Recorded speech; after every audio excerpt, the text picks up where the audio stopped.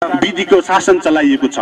त्यसकारणले पनि नेपाली कांग्रेस हामी नेपालीहरूको भाग्यरेखा बेलायतको नागरिकसँग जोड्न चाहन्छ, भारतको नागरिकसँग हाम्रो भविष्य जोड्न चाहन्छ, अमेरिकाको नागरिकसँग हाम्रो मुलुकको नेपालीको नागरिकको भविष्य दान्न चाहन्छ।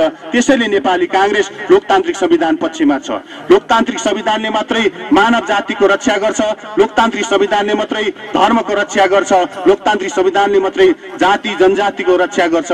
त्यसैले नेपाली कांग्रेस तपाईहरुको सामुमा लोकतान्त्रिक संविधानको एजेन्डा लिएर तपाईहरुको घर दैलोमा आइपुगेको छ। आज मात्र हामीलाई घोषणा पत्र प्राप्त भएको छ। त्यो घोषणा पत्र तपाईहरुले अध्ययन गर्नुस्, अरु पार्टीको र नेपाली कांग्रेसको घोषणा पत्र तपाईहरुले दाजेर हेर्नुस्, कसको राम्रो छ त्यो पार्टी तपाईहरुले रोज्नुस्। नेपाली कांग्रेस संघीयतामा जाँदैछ, यो मुलुक अब संघीयतामा जानबाट कसैले पनि रोक्न सक्दैन।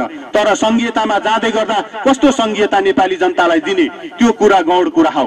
त्यसकारणले नेपाली कांग्रेस के भन्छ भने एकल जातीय पहिचानमा हैन बहु पहिचानमा संघीयतामा जान पर्छ भन्ने नेपाली कांग्रेसको स्पष्ट धारणा छ। बहु पहिचान मात्र हैन सामर्थ्य पनि त्यसमा जोड्नु पर्छ भन्ने नेपाली कांग्रेसको एजेन्डा छ। यदि हामीले पहिचान मात्रै दियो तर त्यो चल्न सक्ने अवस्था छैन, त्यससँग सामर्थ्य छैन भने त्यहाँको जनता खुसी हुन सक्दैन।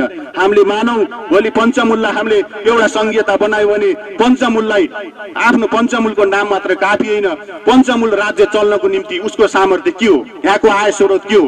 त्यसै कारणले यहाँको आय स्रोत पर्यटन हो कि कृषि हो कि यहाँको चाहिँ व्यवसाय के हो, यहाँको विद्युत हो कि यहाँको हाइड्रो छ कि यहाँको जडीबुटी हो कि ती कुराहरू सम्बोधन गर्नको निम्ति नेपाली कांग्रेसले बहु पहिचान र सामर्थ्यको आधारमा